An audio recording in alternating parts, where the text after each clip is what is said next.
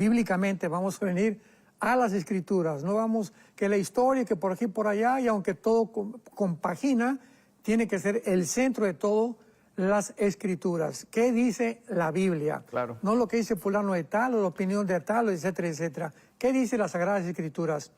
Y una de las cosas más importantes que podemos nosotros comenzar a abordar en este momento es que es una entidad completamente diferente, Israel y la Iglesia. Esto se conoce dentro del sistema de interpretación bíblico en la hermenéutica como el dispensacionalismo. Y pues el dispensacionalismo ha sido atacado, ha sido agraviado, ha sido distorsionado, porque las personas que están atacando el mismo dispensacionalismo ni siquiera entienden lo que es el dispensacionalismo. Muy bien, el dispensacionalismo, la palabra dispensación, vamos a comenzar desde ahí, es la palabra oikonomia en el griego, que significa administración. Más de 8 veces se menciona en el Nuevo Testamento. Entonces, ¿qué es el dispensacionalismo? Es un sistema de interpretación de las Escrituras donde le atañe a Israel una entidad y a la Iglesia otra entidad. O sea, Dios tuvo un propósito con la nación de Israel, llamó a Abraham, formaron las 12 tribus, etcétera, etcétera, para que la nación de Israel propagara a través del mundo los principios morales, los principios civiles, los principios de la limpieza, los principios éticos y morales de Dios, porque el mundo era completamente politeísta. Entonces, Israel fue usado tremendamente por Dios en cuanto a esto. La Iglesia es otra entidad completamente diferente que no existía en el Antiguo Testamento. La Iglesia es el cuerpo de Cristo. Israel es la nación a la que Dios le dio un pacto o pactos que eran incondicionales, menos el pacto del monte Sinaí. Entonces, el pacto sinaítico. Entonces, el pacto, por ejemplo, que Dios le da a Abraham, a Génesis 12, del 1 al 3, te voy a bendecir y a los que me digan vas a bendecir y a los que te maldigan van a ser maldecidos y te daré la tierra. Aquí es importante, y esta es la confusión, de confundir las promesas de Israel con las promesas de la Iglesia, y algunos han llegado al extremo ya de decir que ya esto es una barbaridad, que la Iglesia ha suplantado a Israel. Veamos claramente algunas escrituras que nos van a explicar claramente lo que estamos desarrollando y lo que vamos a desarrollar a continuación. Por ejemplo, en Isaías 50, versículo 1, dice la Biblia, Isaías 50, versículo 1, así dijo Jehová, ¿qué es de la carta de repudio? La palabra repudio es divorcio, tanto en el hebreo como en el griego. ¿Qué es la carta de divorcio de vuestra madre? Está hablando de Israel, con la cual yo la repudié. O sea, Dios está diciendo en Isaías 50, versículo 1, que Dios está divorciado así, de una forma agresiva de Israel. O sea, ya no voy a tratar con ustedes, ¿verdad? El pacto ustedes lo rompieron y al romper un pacto, yo ya no tengo por qué meterme, pero voy a demostrarles que a pesar que los he rechazado y a pesar que ahorita Dios considera como a Israel repudiado, no ha acabado con él. Porque la fidelidad de Dios se muestra precisamente en que Él va a mantener su pacto, aunque Israel pecó y lo abandonó, lo crucificaron en el nombre de Israel, etcétera, etcétera. Dios no olvida sus pactos. Y dice a continuación el capítulo 54 de Isaías, versículos del 5 al 8. Todos estos versículos y pasajes es importante que tú, que te gusta el estudio de la Biblia, los apuntes para que puedas defender tu fe y poder explicarle a la gente que está muy confundida qué es el puesto, cuál es la posición de Dios en Israel y Israel en la Biblia. Dice Isaías 54, del 5 al 8. Porque marido es tu hacedor, le está diciendo Dios a Israel, yo soy tu esposo, tu marido. En el Nuevo Testamento, la iglesia es la novia de Cristo. Y aquí hay una grandísima diferencia. Israel fue la esposa, se casó Dios a través del pacto con Israel, dicho de una forma alegórica, desde luego, ¿verdad? Espiritualmente hablando. Y nosotros somos también, de una forma simbólica, la novia de Cristo. Entonces hay una diferencia grandísima. El Padre en el Antiguo Testamento tiene un pacto de relación íntima con Israel. En el Nuevo Testamento nosotros todavía no. Estamos esperando las bodas del Cordero. Ahí, partiendo de este punto, ya nos damos cuenta el propósito completamente diferente de Dios para Israel y de Dios para la iglesia. Dice a continuación: tu marido es tu hacedor, Jehová de los ejércitos es su nombre y redentor.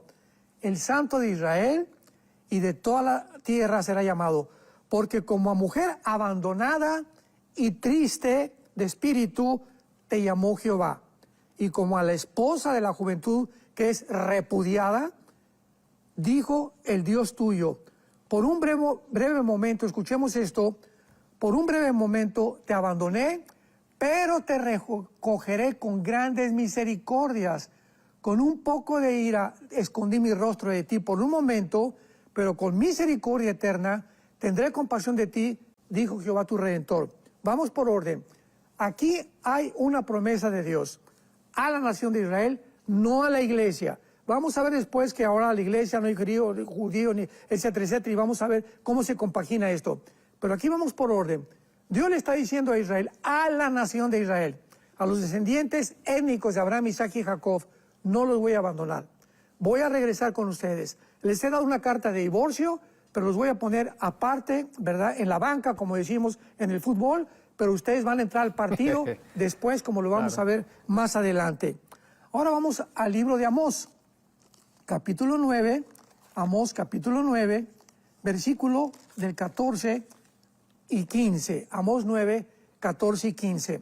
Esta promesa que vamos a leer se cumplió explícita, exacta y correctamente el 14 de mayo de 1948. Y el simple hecho de que Israel se haya constituido como un Estado soberano, libre e independiente el 14 de mayo de 1948, ya nos habla inmediatamente que Dios no se ha olvidado a Israel.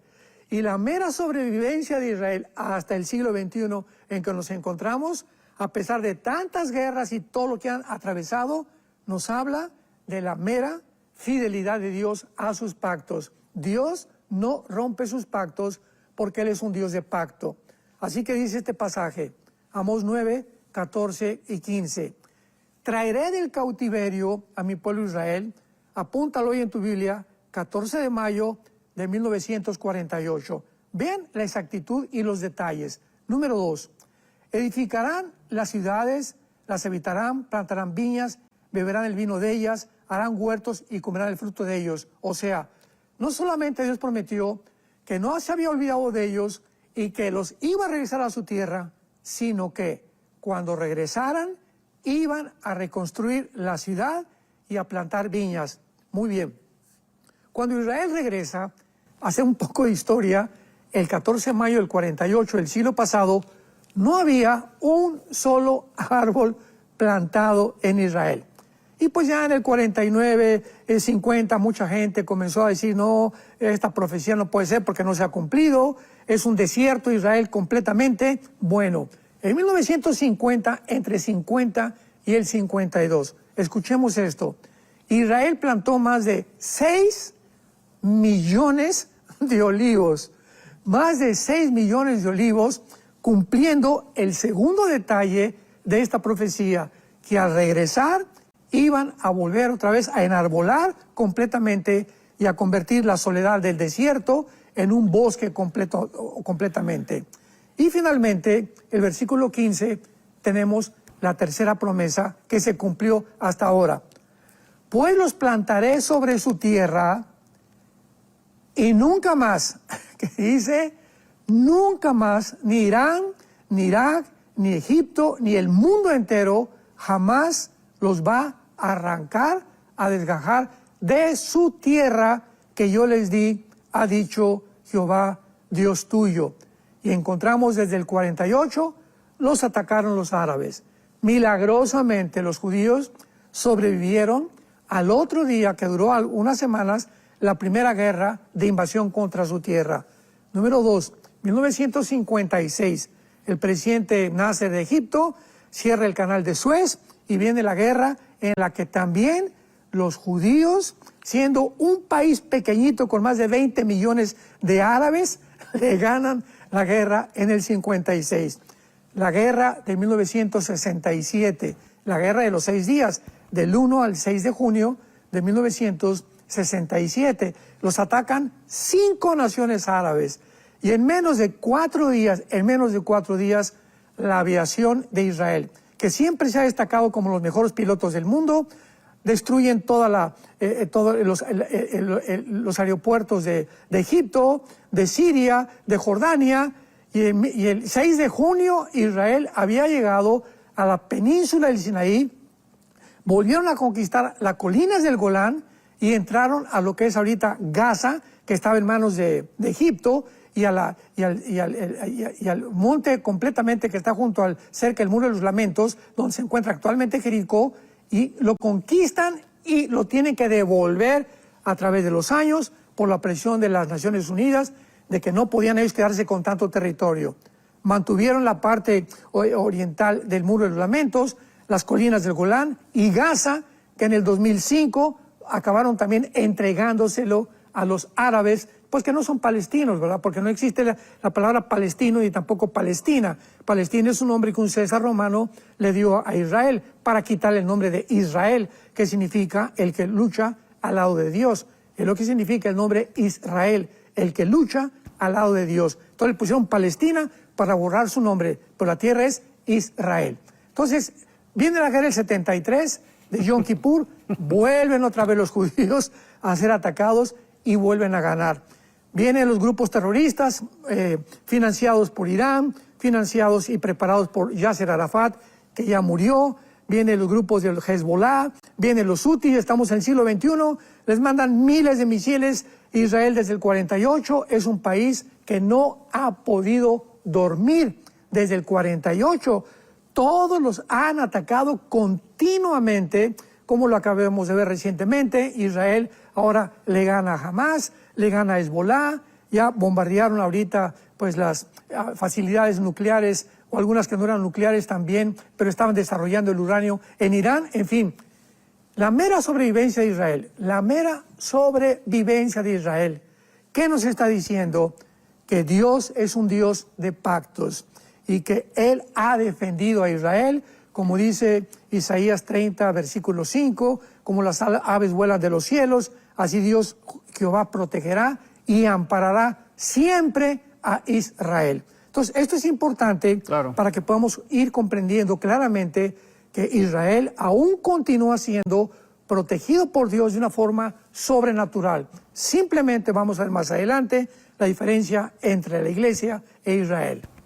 Que el antisemitismo haya entrado a la iglesia cristiana. Y repito, por falta de información, o se levanta por ahí una persona atacando a Israel, que Dios no tiene ya nada que ver, que Israel no tiene que ver. Bueno, ha llegado inclusive a decir que Israel ya no tiene caso ni tampoco parte en las profecías de los últimos tiempos. O sea, y que el regreso del 48 no tiene que ver nada con la Biblia. Por el amor de Dios, Amós 9, 14 y 15, lo acabamos de ver, es claramente la descripción del regreso a Israel el 14 de mayo del 48. Muy bien. Veamos ahora que los apóstoles de Jesucristo, ya convertidos, ¿verdad?, habiendo entendido claramente que el reino fue bloqueado, Jesús vino a buscar a las ovejas de Israel, porque como dice Pablo en Romanos, primero al judío, después al gentil. Era el mensaje dirigido primero a las ovejas de Israel. Jesús vino a buscar las ovejas de Israel, principalmente. Y antes de que viniera Pentecostés, en Hechos capítulo 1, versículo 7, nos damos cuenta que los apóstoles mantenían expectantes, ahora que ya Jesús había resucitado y que ya sabían que ya se iba a ir pronto del mundo, mantenían expectantes la esperanza de la promesa del reino prometido a Abraham, Isaac, Jacob, los apóstoles, Jeremías, Isaías, Zacarías, etcétera, etcétera. Entonces, esa promesa del reino físico, segunda de Samuel 7, la promesa de un reino físico, no espiritual, físico, terrenal, que va a venir, que se llama el reino mesiánico, que habla Isaías 11, que habla Apocalipsis capítulo 20 y 21, etcétera, etcétera, es lo que llamamos nosotros el reino milenial, donde la oveja morará junto con la serpiente, el león no tendrá ferocidad, etcétera, etcétera, y donde no habrá muerte de los infantes, Isaías 65, sino que los viejos van a llegar otra vez a la edad antigua al principio de la Biblia.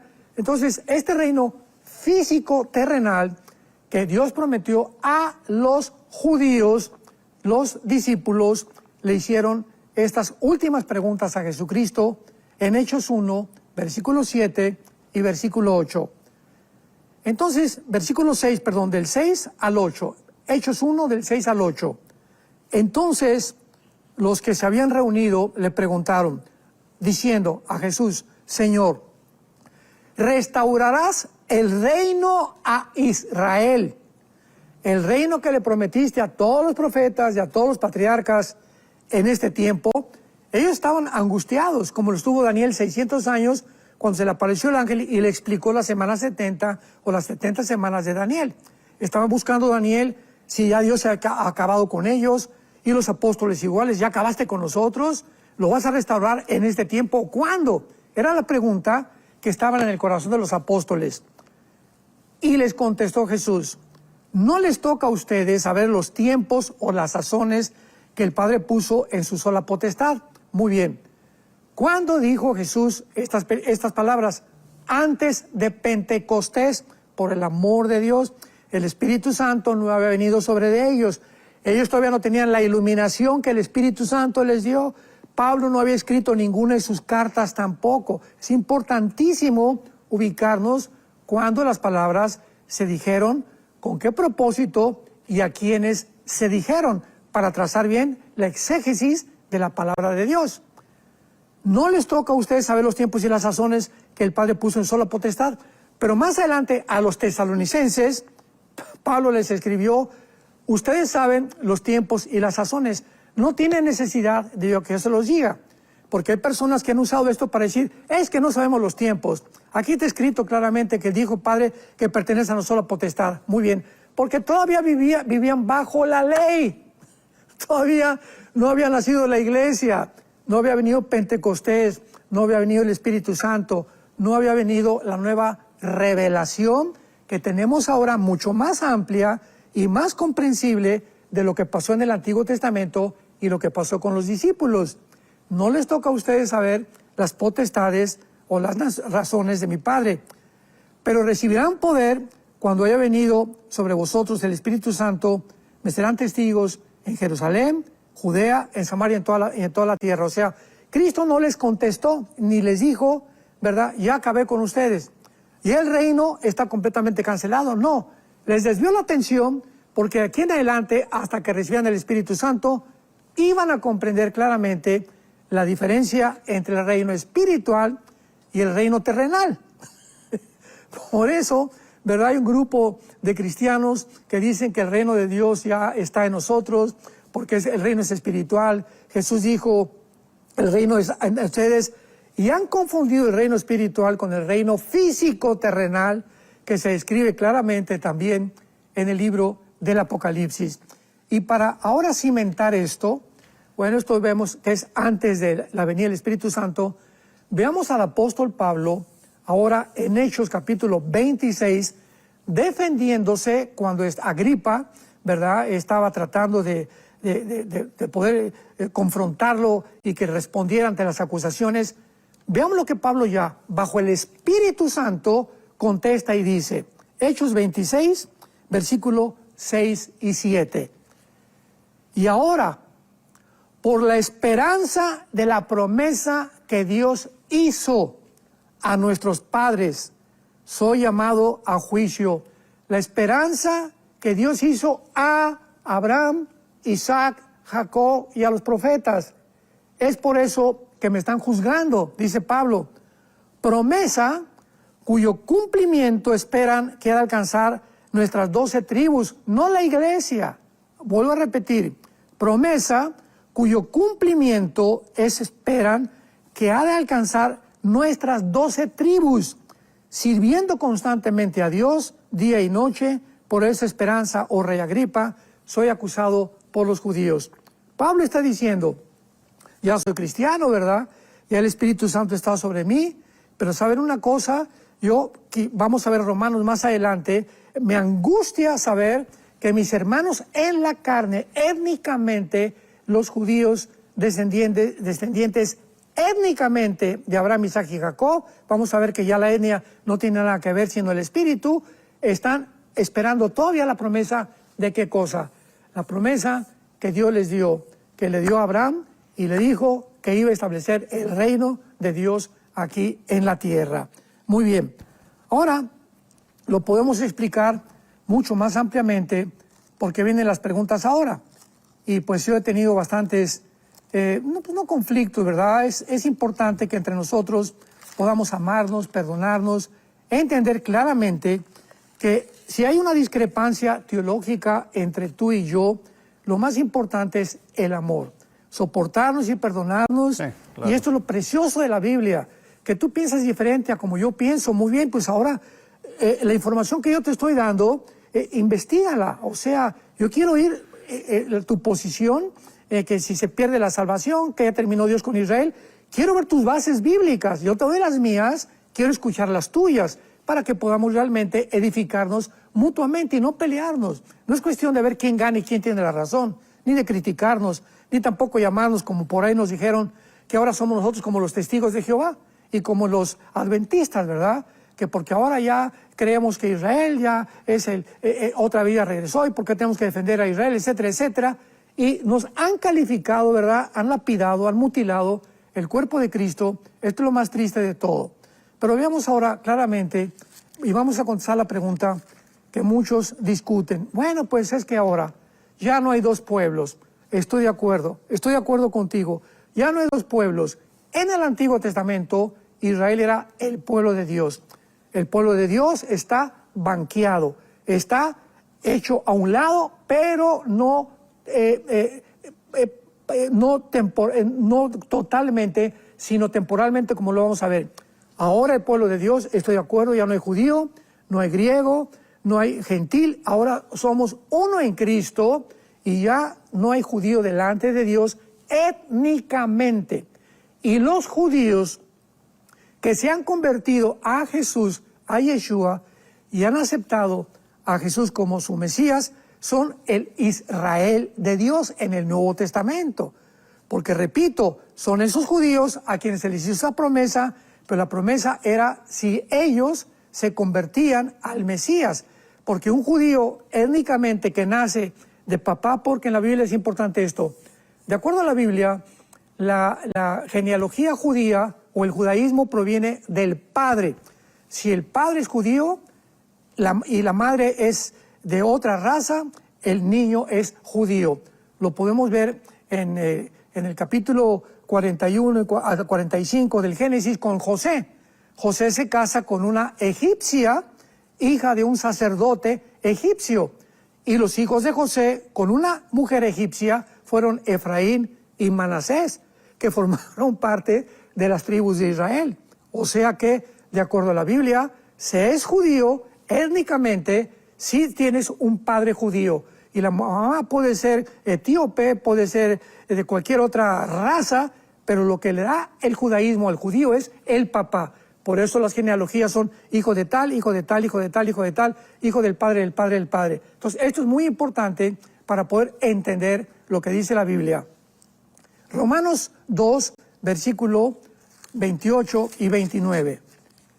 Es judío el que lo es, perdón, no es judío el que lo es por fuera, exteriormente. O sea, mi mamá es judía, mi papá es judío, los fariseos dijeron lo mismo. Nosotros somos descendientes de Abraham. Pero Jesús les dice, ustedes no son descendientes de Abraham, son hijos de vuestro padre el diablo. Juan 8:44. Entonces, ellos creían que por haber adquirido, recibido la etnia, la sangre, la genética de Abraham, Isaac y Jacob, ellos eran el pueblo escogido de Dios. No es así, lo explica ya Pablo, lleno del Espíritu Santo. No es judío el que lo es exteriormente, ni la circuncisión la que se hace exteriormente en la carne. O sea, nadie puede decir, dice Pablo, yo soy judío, pero mi papá es judío, o mi mamá, o los dos son judíos, y además me circuncidaron. Nada de eso vale bajo el nuevo pacto, sino que es judío el que lo es en lo interior. Y la circuncisión es la del corazón, en espíritu, no en letra, la alabanza de la cual no viene de los hombres, sino de Dios. Entonces, ya vamos a comenzar a entender claramente que bíblicamente, bajo el Nuevo Testamento, el judío es toda persona que ha recibido a Cristo o la semilla espiritual de Abraham, Isaac y de Jacob. Porque vemos que Jacob era también hijo de Abraham, descendiente de Abraham, y fue Jacob hecho a un lado. En tu simiente serán benditas las naciones de la tierra, y es en Isaac te estará llamada descendencia. No en Jacob, sino en Isaac. Entonces vemos que no, la descendencia étnica no era el premio o la promesa de Dios, era al que tuviera la semilla de Cristo. Nosotros los cristianos, en el siglo XXI, que hemos recibido a Cristo, realmente, al recibir a Cristo, somos participantes automáticamente. Dios, nos injerta en la raíz de Abraham, Isaac y Jacob, donde la rica savia, o sea, la vida espiritual, fluye a través de estas promesas de Dios, y somos injertados en el olivo natural. Lo vamos a ver en Romanos 11, que es Israel. Entonces la iglesia la toma Dios y nos injerta para que absorbamos todas las bendiciones, escucha esto, del pacto de Abraham. Dice Gálatas capítulo 3, ¿verdad? El que es de Abraham es hijo de Dios. ¿Por qué? Porque somos realmente los beneficiarios del pacto de Dios con Israel, los cristianos del siglo XXI que hemos recibido a Jesucristo. Y veamos que lo continúa diciendo Pablo en el capítulo 9 de Romanos, versículo 7 y 8. Dice así, Romanos 9, del 7 y al 8. Ni por ser descendientes de Abraham son todos hijos, sino en Isaac te estará llamada descendencia. Esto es, no los que son según la carne. Otra vez, según por mi papá es judío, mi mamá es judía, yo realmente merezco ser heredero del reino de Dios. No, de ninguna manera, porque no es la herencia de acuerdo a la descendencia étnica ni genética, es si tienes al Mesías en tu corazón, sino que los que son según la promesa son contados como descendientes. O sea, ¿quiénes somos los verdaderos descendientes de Abraham, Isaac y Jacob? Ahora todos, gentil, judío étnicamente, mexicano, azteca, tlaxcalteca, auca, indios, cualquier ser humano en el mundo entero que en este momento acepta a Jesús como el Mesías y reconoce que Él es la promesa dada a la nación de Israel, esa persona es la que realmente reconoce a Dios como su pueblo. Bueno, pues ahora esto se presta a otras discusiones. Dice el capítulo 9 de Romanos, versículo 25 al 27. Vamos a seguir desmenuzando esto. Claro. Dice así, como también en Oseas dice. Aquí Pablo cita al profeta Oseas, judío. Claro que todos los profetas fueron realmente pertenecientes al pueblo de Dios, ¿verdad? Todos los que escribieron el Antiguo Testamento son profetas que fueron llamados por Dios porque pertenecían al pacto de Dios. Como Oseas dice, llamaré pueblo mío al que no era más pueblo. Oseas profetizó, ustedes eran mi pueblo, escúchenme, Israel. Ustedes, vaya el momento que ya no van a ser mi pueblo. Ahora voy a tener otro pueblo. ¿Quién es este pueblo? Nosotros, la iglesia. Aquí vemos ya dos pueblos, el pueblo del Antiguo Testamento y el pueblo del Nuevo Testamento. Por lo tanto, Israel del Antiguo Testamento no puede ser igual a la iglesia, ni la iglesia ha tomado el lugar de Israel. Es la diferencia de los dos pueblos. Veamos lo que dice a continuación. Y a la no amada, o sea, a los gentiles que nunca supuestamente Dios nos había amado, ahora somos el objeto del amor de Dios. Y en el lugar donde se les dijo, ustedes no son pueblo mío, allí serán llamados hijos del Dios viviente. O sea, a ustedes, aunque los voy a desechar temporalmente y tengo otro pueblo que serán los gentiles, por eso dijo Cristo en Juan capítulo 10, Jesucristo, tengo otras ovejas que no son de este redil. ¿A quién se refería? A nosotros, a los gentiles. Y dice el capítulo 10 de Romanos, donde Pablo ya comienza de una forma más profunda a quitarnos todas las incógnitas que hasta este momento podríamos tener. Hermanos, Romanos 10:1. Ciertamente, el anhelo de mi corazón, escuchemos esto, el anhelo de mi corazón en mi alma, tengo un anhelo profundo. ¿Cuál es, Pablo? Mi oración a Dios por Israel para salvación. Aquí no está hablando Dios de la iglesia, Él ya era cristiano. Está hablando de que todavía en la nación de Israel había muchas personas judías que no formaban parte ni herederos de la promesa por no tener la semilla, pero Pablo quería que se salvaran. ¿Por qué? Porque a ellos se les hizo la promesa, el pacto, todo vino a través de Israel. Cristo era judío, los apóstoles eran judíos, la primera iglesia fue judía, etcétera, etcétera. Entonces, esa nación tiene un valor que no se puede ni siquiera, no se puede valorizar la profundidad del amor de Dios todavía por la nación de Israel. Y vamos a ver ahorita quién es la nación de Israel, ¿verdad? Y luego dice a continuación el capítulo 11 de Romanos. Digo pues, ¿ha desechado Dios a su pueblo? ¿A qué pueblo está hablando? Qué clara es la Biblia, ¿verdad? ¿Ha desechado Dios a su pueblo? Oiga, nosotros somos el pueblo de Dios. ¿Está hablando de la iglesia? No, no está hablando de la iglesia. Está hablando Dios todavía. La iglesia estaba en pañales cuando Pablo escribió esto. Ha desechado, está hablando de su pueblo. Pablo considera todavía que hay un pueblo en Israel que le pertenece a Dios. ¿Los ha desechado? En ninguna manera. Porque yo mismo soy israelita, o sea, yo soy judío, dice Pablo, de la descendencia de Abraham, de la tribu de Benjamín. No ha desechado Dios a su pueblo, al cual desde antes conoció. ¿O no sabes qué dice de Elías la Escritura, cómo invoca Dios contra Israel, diciendo, etcétera, etcétera, versículos 11 y 12 de Romanos 11. Romanos 11, 11 y 12, continúa Pablo. Digo pues, han tropezado los de Israel. O sea, ha hecho Dios a un lado de Israel para que cayesen en ninguna manera. Pero por la transgresión de ellos vino la salvación a nosotros, para que nosotros los provoquemos a celos ahora. Y si su transgresión, su rechazo, la rebelión del pueblo de Dios del Antiguo Testamento es la riqueza del mundo, y su defección, la riqueza de los gentiles, cuánto más su plena restauración. Más clara la Biblia, santos de Dios, no puede ser. Dios está hablando, si aun cuando Dios los desechó y los olvidó y pecaron y todo, pero como Él es un Dios de pacto, si Él los ha hecho a un lado, cuánto más grande será cuando Israel, Apocalipsis 1, versículo 7, reconozcan al que traspasaron y hagan lamentación con él. Zacarías 12, versículo 5 en adelante, derramaré mi espíritu sobre Israel y expiaré todas sus iniquidades, cumpliendo la promesa de la semana 70 de Daniel. Porque dicen que la semana 70 de Daniel ya pasó, que esas promesas ya se cumplieron y que Cristo las cumplió, etcétera, etcétera, bla, bla, bla, bla, bla.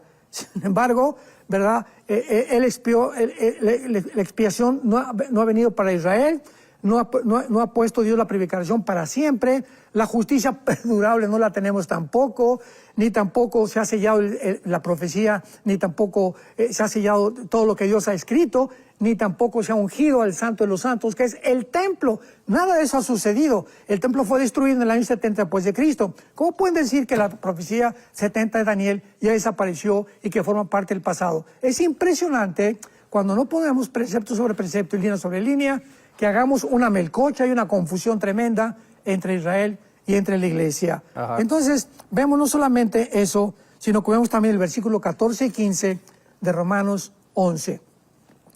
Romanos 11, 14 y 15. Porque si en alguna manera puedo provocar a celos a los de mi sangre, o sea, ¿quiénes son los de la sangre? No es la iglesia de Pablo, son los étnicamente judíos que todavía no conocían a Cristo como Pablo lo conoció. Si yo los puedo provocar a celos y hacer salvos a algunos de ellos, porque si su exclusión es la reconciliación del mundo, ¿qué será su admisión? Otra vez Pablo dice, van a ser restaurados, van a volver a ser admitidos sin vida entre los muertos. ¿Cómo pueden atreverse a decir que Dios acabó ya con Israel? Cuando la Biblia nos muestra de una forma tan clara. Versículo 17.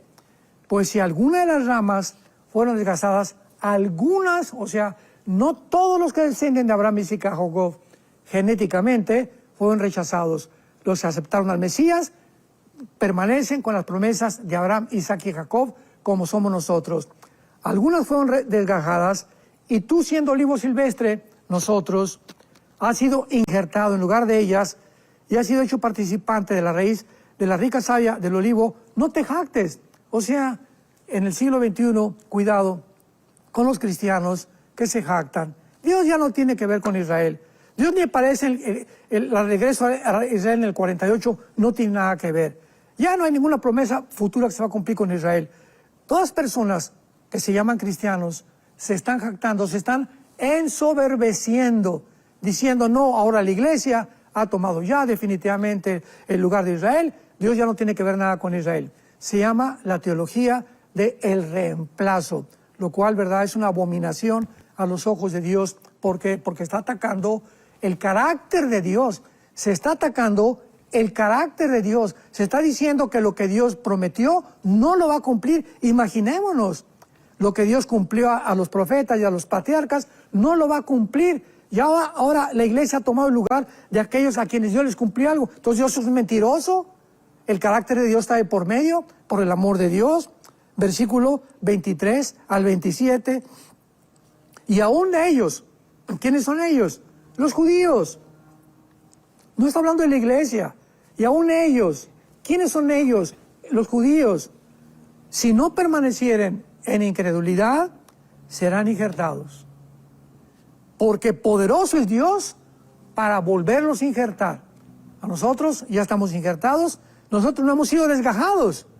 ¿Quiénes fueron desgajados? Los judíos, ellos. Aquí hay una diferencia tremenda. Ya Pablo concluye en Romanos 11 entre el antiguo Israel y la iglesia. Hay una diferencia tremenda entre el judío y entre el cristiano.